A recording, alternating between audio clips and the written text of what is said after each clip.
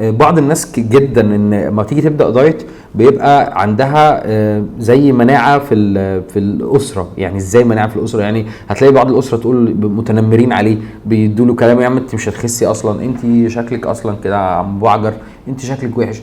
فالحاجات دي بتحبط جدا. فبالتالي لو هو حواليه السوشيال الليفل بتاعه مش لطيف، انت ممكن تبدا تفكر طب انت ما عندكيش صحاب، طب انت ما عندكيش حاجه تديكي فيدباك، طب انت لا لازم تبقى خلاص يبقى ايه، كلميني او ابعتي لي على الواتساب لو في اي احساس بالستريس، عشان نبدا نعمل لك السوشيال سبورت اللي بيساعد معاكي في ايه، في ان انت توصلي للهدف بتاعك.